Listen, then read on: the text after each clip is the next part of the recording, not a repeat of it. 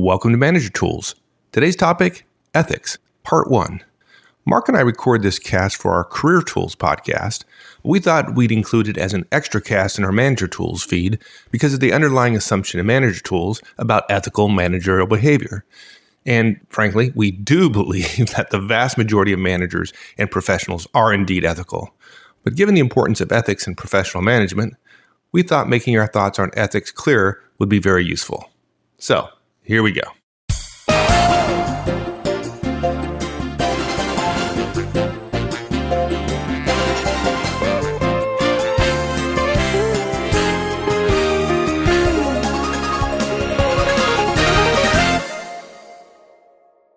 Well, we started this cast with the intention of putting in our new series for newcomers to the workforce, First Job Fundamentals. Right. You heard it here first, folks. First Job Fundamentals. It's coming.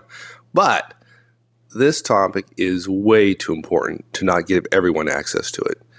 Ethical behavior underpins Manager Tools and Career Tools philosophies. We've always taken it for granted that our listeners understand that, and I guess it's time to make clear our stance on ethics. Instead of assuming it away, let's make it clear. Yeah, we've actually said before, I know I say it at conferences, and we may have said it several times on air, that the tools that we recommend really do work. But as some people have asked, my boss uses them and he uses them against me.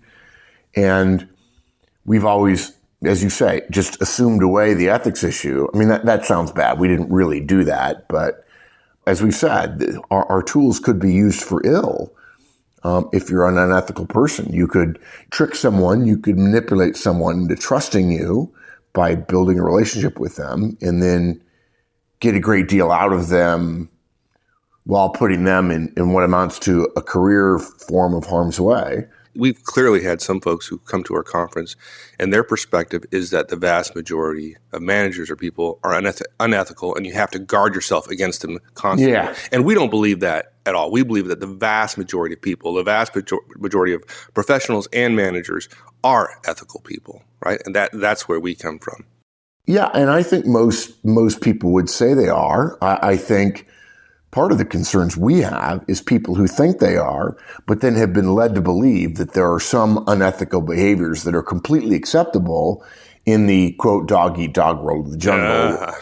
Yeah, we should talk about those. Yeah, it's the gray areas. It's people saying, well, for instance, I'll give you a great example.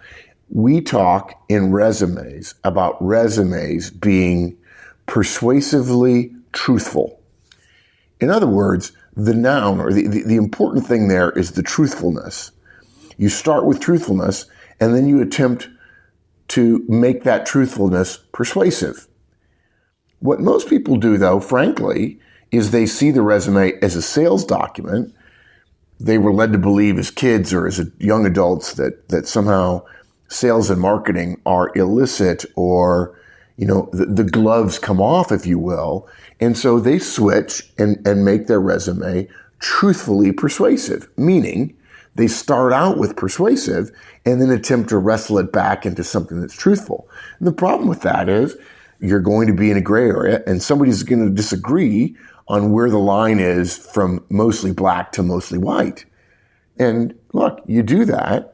And if you have that belief that it's okay to be truthfully persuasive, and folks, I know that's a fine distinction, but if you believe that way, a number of things can happen. One, you could be ruled out and not know why, and then be told that it was just not a fit without them saying, because they don't want to have the discussion, we don't trust you, right?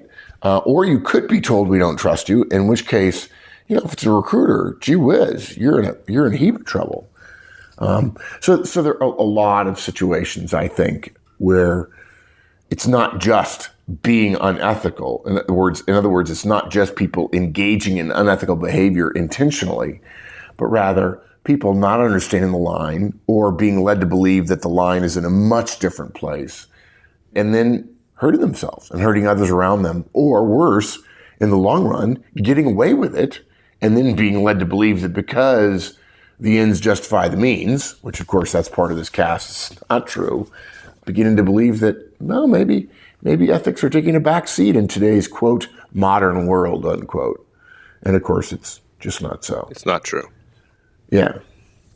So 3 things in the cast. It sounds corny, but the first one is always be ethical, or put differently, always make the ethical choice, always make the ethical decision. Number 2, to tell you how serious we are, get fired for being ethical. I've said that before, that if you're going to get fired for doing the right thing. It'll help you put your head on your pillow. If you're going to get in trouble for being you and not doing something that you don't believe in. And then the last thing we'll talk about, ends justifying the means, which they don't. Yeah, no, they don't. I mean, there are a lot of definitions of ethics, right, enshrined in just about every legal system and every religion and every moral code that's out there.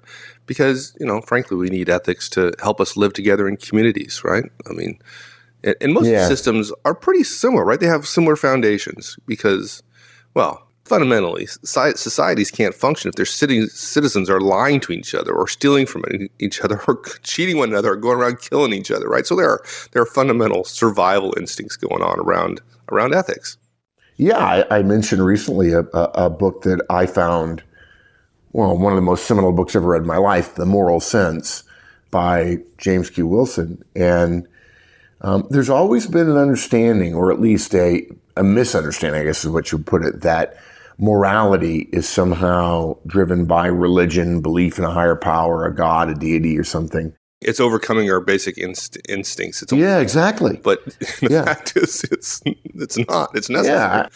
A social scientist I read a number of years ago said, we need God in order to be a referee for who we are normally. And actually, a lot of people, and Wilson makes the best argument for it, say, no, we're inherently good creatures. And we don't mean in the religious sense of God made us good, but rather simply, if you analyze mankind's behavior, the overwhelming arc of it is we are good. And we are endowed with the ability to make choices which are actually self-defeating. And most animals can't do that. They're wired to protect themselves. We tell people at the conference, dude, that human beings are naturally social creatures. One of the things that DISC teaches us is that half of the world goes through their life with their arm sort of stuck out at arm's length. And if they meet somebody, they generally think of that person initially as unfavorable. The other half of the world, and those are D's or C's, they tend to be more fact-based at work. And the other half of the world tend to be more people-based. And their first thought is, hey, if I meet you, I trust you, I believe you. And there are pluses and minuses to both ways of going through life. And there's inevitably a question from somebody about, what about those of us who don't like being around people at all? And we have to tell them, well, actually, all of us have a drive to be together. And we tell the old chestnut that, if all human beings were spread out equally across the Earth's surface and given enough money, food to survive on for a short period of time, that 2 things would happen almost immediately. Cities would form. We like to be together. And wars would start. When we get together, we get in conflict with one another.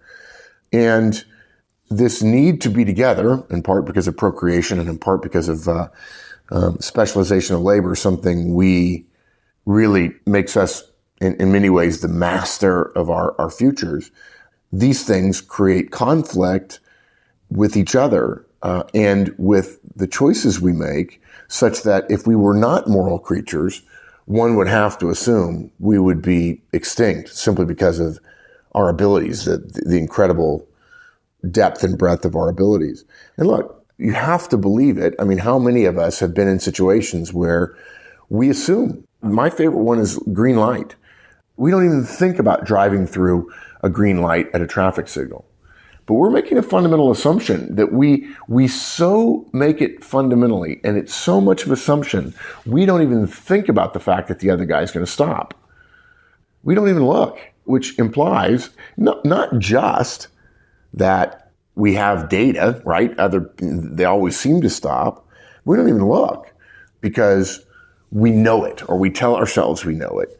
And that rule of somebody else stopping, not just because you could get in trouble, because there are plenty of times when the police aren't around, but rather that we will not do what is always best for us in a self-serving way is part of what undergirds our moral sense. And I'll tell you, if you give up the moral sense, you go very quickly to a world that most of us wouldn't want to be in. Yeah, no doubt about it. Yeah. Not me. Yeah, exactly. Well, yeah, look at you. You were the deputy honor captain at West Point when you and I were there, class of 82. We learned one of the simplest codes in the world and widely regarded as one of the very best. A cadet will not lie, cheat, nor steal, nor tolerate those who do. Pretty good starting point, right? It doesn't cover everything, but it's a pretty good starting point for most people. Yeah, we kid. It's really sort of a dark humor that we ought not to be proud of, because I guess we're human, but the Navy and Air Force Academy codes are almost the same. But we think ours is better. And some people say, God, that must be really hard to live under. That's just not the way society is. And folks, it is incredibly easy to live under. Yeah. I mean, it really is. You have no locks on your doors. You can leave $500 out on your desk, and you could go away for a week and come back, and it would still be there. You could leave a $500 calculator out in the hallways, outside the classrooms, and come back at the end of the day, and it'd still be there. It's liberating, actually. Yeah, I saw an ad recently. I can't remember what insurance company it was, or maybe it was a bank. Could have been a bank.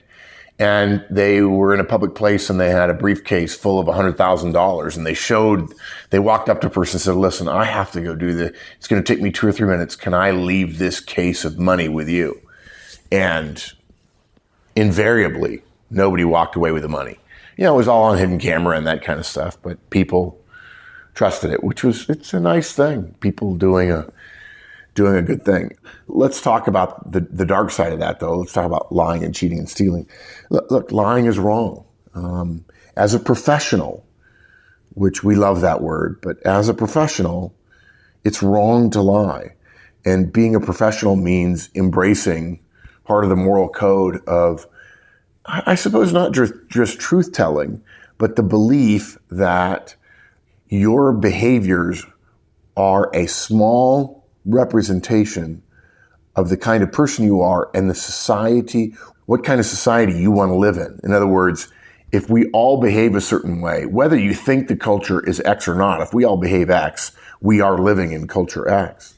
And as we've said many, many times before on Manager Tools and Career Tools, even if you put aside the morality of the issue for a moment about lying, to tell a lie is inevitably to put your own desires above that of someone else. And usually what that means is to the detriment of the organization. I mean, it's rare that, well, what's good for me is good for everybody, good for the organization, even if it hurts other people. And that's inherently the driver behind the tale of the CEO who is bankrupt, morally bankrupt, right? Oh, well, it benefits me, so therefore it's good for the company.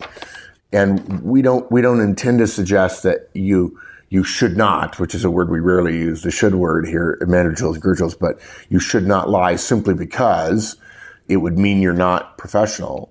We recommend not lying because in the long run, it's better.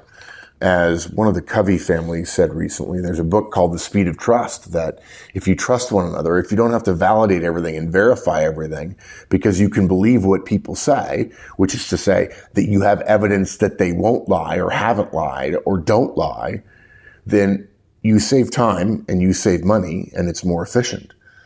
And look, if you're a member of an organization, which is fundamentally at the heart of everything Manager Tools and Career Tools does, you've already struck a bargain with your organization. Your best work for their cash. The moment you start harming the organization or putting yourself first is the moment you start saying, I'm not keeping up my side of the bargain. And by the way, I have to say, when I took a couple of classes on ethics, one of the things that the professors invariably said was, the word ethics doesn't imply righteousness. Ethics is just rulemaking in the same way that measuring something doesn't necessarily mean I have a good measurement. I can measure something and discover I'm bad at it. One can have bad ethics. So maybe the unofficial title of this podcast ought to be open parentheses, good, close parentheses, ethics. Right. So to be clear, our recommendation here is when you are given the choice, when there's an opportunity, folks, to tell the truth or not to tell the truth, we recommend you tell the truth. Okay, let me ask you a question, though. Let me push you on that a little bit, this whole truthfulness thing. Let's say I go to dinner, and the host serves me peas, okay? And they are the most god-awful, mushy peas I've ever had in my life. They're terrible.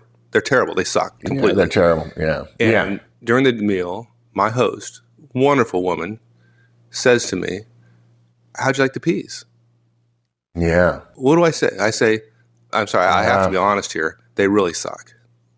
Yeah, I have to be honest. I have to be honest, right?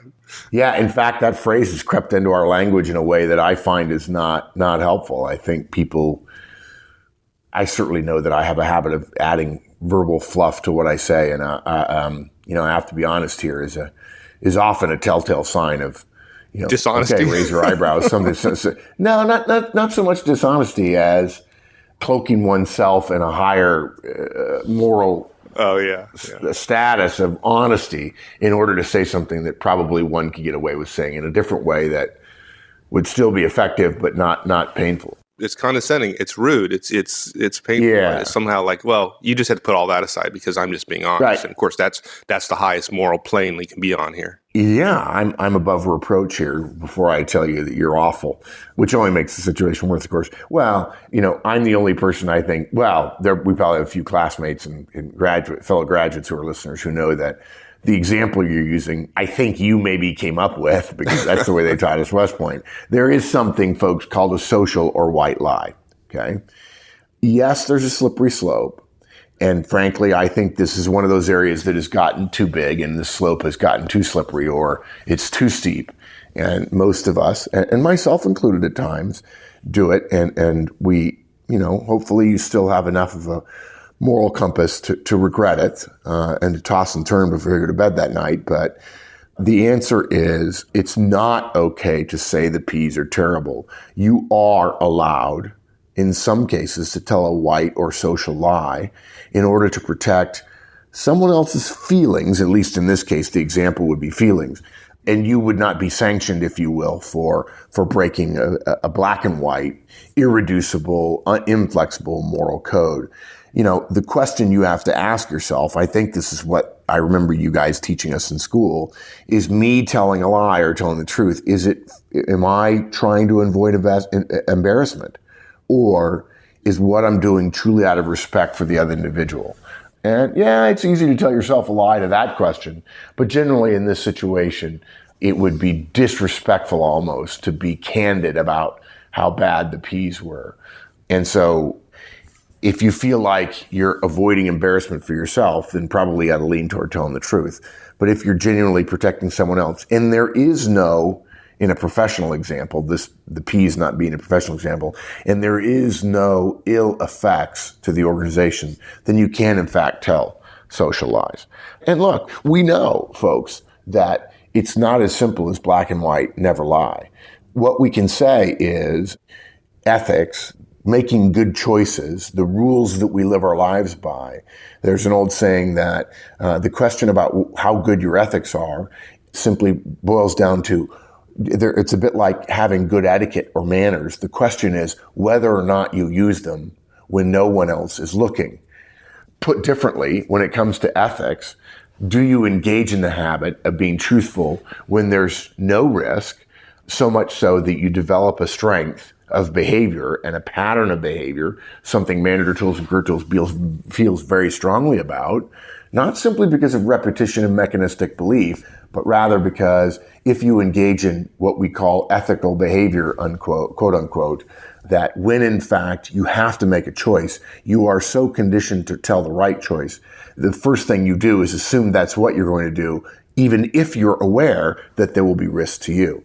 And if you can use manners when no one is looking, the equivalent of that is telling the truth even when you get hurt, right? Because many people believe that manners only exist to make us feel better about the lives we lead. And so therefore, one doesn't have to use good manners when one is eating alone, when one is sitting on the couch and, got a dinner plate in their hand and you're by yourself, as opposed to eating properly with a knife and fork at a dinner table. Not to say that having a piece of pizza on the couch to watch TV is a bad thing, even though today most TV is pretty close to bad. The issue is, and this is particularly true for those of you just starting your career, we have to learn to make the right choice. And early on in your career, for those of you who are just starting, it is way better to practice telling the truth, knowing there could be some risk, and discovering, much like Indiana Jones when he thought he'd been shot, that telling the truth with some risk, and then discovering that the concern in the risk equation, the perceived detriment to you, the perceived harm, doesn't happen. Hey, if you do that a couple of hundred times, or the harm is much smaller than it appears, you were making a mountain out of a molehill, you begin to develop a habit of telling the truth. And the beauty of telling the truth as a habit is you attract better people.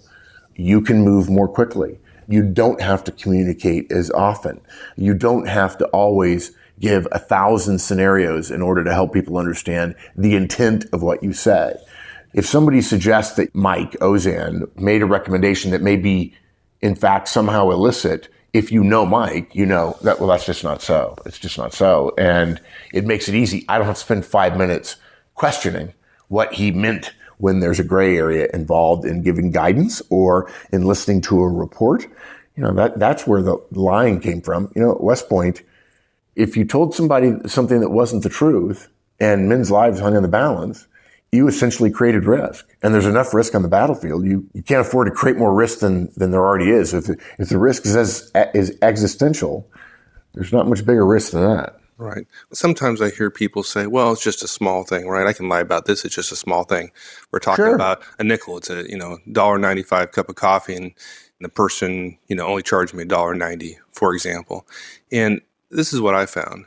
If you're willing to lie for 5 cents, where the consequences of being truthful, i.e. paying 5 cents more, if you feel like you have to lie for that, it doesn't get any easier to tell the truth when the consequences are $1 million or your job or your livelihood, right? You have to exercise those muscles early on.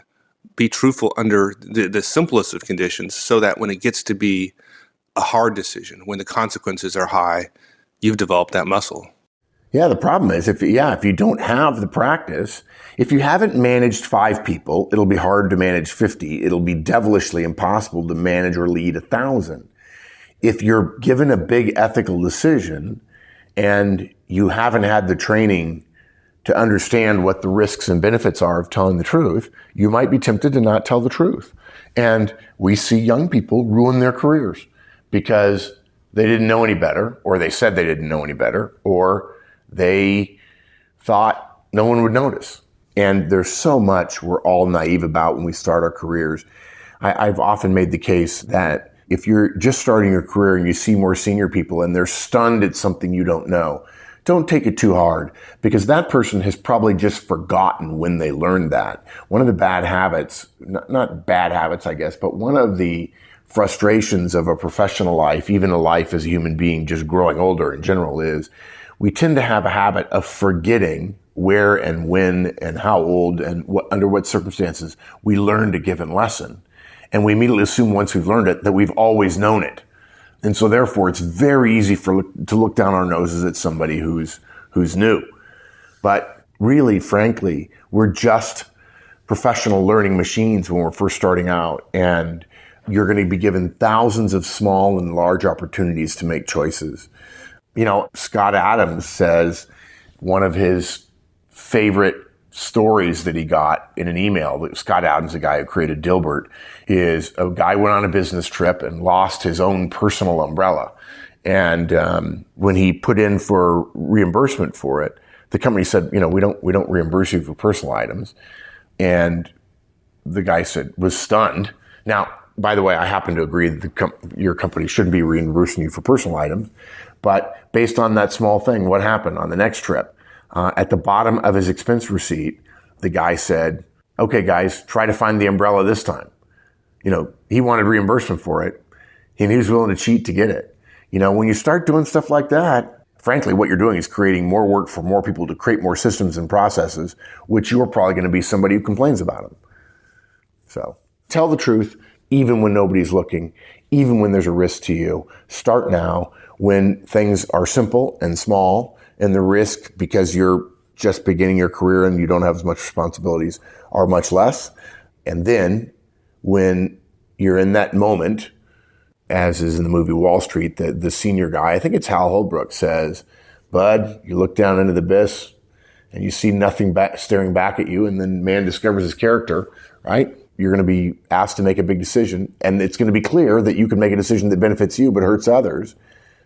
And then you're going to know what kind of person you are, right? And the question is, do you have character or not? Telling small lies beyond just white lies is a way to perhaps get ahead in the short run, but in the long run will damage you and damage others, and will probably be part of what you decry in the world, which don't ask the world to be a better place while you behave as if that's not really what you mean. Now, this all applies to cheating as well. Cheating is no different. It's wrong. Yeah, well, it's just like, everybody seems to cheat on their expenses. I don't know that I've told this story on air, but I will tell the story now of cheating, and I think it's an instructive one. I got lucky that this happened to me when I was a cadet. I went to a concert as a cadet. I want to say I was a sophomore, my second year there. I might have been a freshman or plebe, but I don't think so. I think I was a sophomore. And I was sitting at pretty good seats at a Beach Boys concert at West Point. And I was sitting in the lower center section. I think a senior must have given me his or her tickets because they were really good seats. And I was sitting 2 seats from the aisle by myself because I didn't have any friends. And there were 2 civilian girls, pardon me, ladies, but to me, when I was 20, that's what they were. They were civilian girls, and I was a cadet at West Point. And they're sitting in the middle of the row, maybe 10 to 12 seats to my right. And a couple of firstclassmen walk down the row, come into the row and stand in front of the 2 civilian girls and brandish a pair of tickets and say, "Excuse me, do you have tickets for these seats?" This is, by the way, before the opening act starts, as I recall. And they said, the girls said no, and it was clear to me they were pantomiming that they had seats in the upper balcony, but they thought, what the heck, maybe nobody will take these awesome seats. And they really were good seats right in the middle, maybe 20 rows back from the stage. And the guy said, "Well, sorry, we have to ask you to leave." And the girls got up and walked in front of me. And I realized that, they didn't have tickets to those seats or any other seat around the area. I said, "Hey, look, if you're looking for good seats, these seats next to me to my left are empty. You can sit there until somebody kicks you out." Right? So they sat there. And I think I might have tried to talk to them, but I was no ladies' man. So nothing, I was not successful, even though perhaps I had just done them a big enough favor that they might have been inclined to at least engage me briefly in conversation. I don't recall being very effective anyway. All of a sudden, not all of a sudden, but short time later, another firstclassman is standing way at the other end of our row, 40 feet, 50 feet to my right. And he's having a conversation with the 2 firstclassmen who had just kicked these young ladies out of their seats. And he comes down the row as well and is talking to them. And then next thing I know, he's coming and he's standing right next to me, and he's sort of leaning over me, and he brandished his 2 tickets in front of the girls sitting to my left. And he says, "Excuse me, ladies, do you have tickets for these seats?" Very polite, very, as we would call cadet etiquette, which is cadet etiquette. We were taught to be polite and gentlemanly and so on. And the girls said, "No, again, of course we don't," and he says, "Well, I'm sorry, I'm going to have to ask you to leave." And he sits down right next to me in one of the 2 seats right next to me. And then he turns to me before the show starts and he hands me these 2 tickets and he said, "Will you pass these tickets back to the center of the row?" I said, "Yeah, sure, no problem." And I passed them back to the center row, but a chill went through me because I knew what he'd done. I mean, I couldn't even fathom it at the time, but I knew what he'd done. He realized his buddies had told him, "Hey, those girls are sitting in seats that they don't have tickets for. All you have to do is ask them to move. Ask them, do they have tickets for those seats? And then you could sit there." Right. Act as if those tickets were to those seats, right? Lie, essentially. Yeah. Yeah, which is to create a belief in another person, which is to mislead, which is, of course, yes, it's to lie. And in a sense, even further cheating, right? Because he didn't have a ticket to that seat and he's benefiting by getting that seat when in fact he didn't have it. And I can't remember, I'm assuming it was more expensive or, well, if nothing else, even if it wasn't more expensive, it certainly was more rare and more coveted. It was more valuable, even if it wasn't more expensive, which arguably would be the same thing. In any event, I panicked. Because a cadet will not let you steal nor tolerate those who do. And for those of you who don't realize it, if he had discovered in a moment of clarity an hour later or 3 hours later, before he went to bed, that, oh my gosh, I just misled someone on purpose. And by the way, because we were cadets, the civilian girls knew full well we were under an honor code, and people around cadets always assumed that cadets were telling the truth. So that was working in his favor. If he were to have gone and turned himself in to an honor representative, one of his classmates in his company, and then said, and by the way, another guy saw me, and that was me, and I didn't turn him in, he might have been given leniency because he turned himself in. I don't know if that would have happened, but I would have been in the dock and in trouble, because I would have been in a great deal of trouble and very easily could have gotten kicked out for having observed an honor violation, but not turning someone in. And as it turned out, I realized it, and I told him halfway through the show during the intermission, I was shaking. I said, "Sir, I'm really sorry, but I think you just committed an honor violation. I'm really sorry. I felt awful. The concert was ruined for me, and the Beach Boys were pretty awesome, and I didn't get to appreciate it." And he said, No, I didn't. I said, well, okay. I just want to tell you, I got to go report this. And hoping, of course, that nothing happened, right? That the honor guys say, no, you're mistaken. It's a gray area, whatever. There's also, he outranks me, and there's always the fear that if in fact the honor committee or the honor board or the investigation determines that he was in the right, even though the code is very clear, and I always believed that you could legitimately, honorably, as terrible as it sounds, honorably accuse someone of breaking the honor code.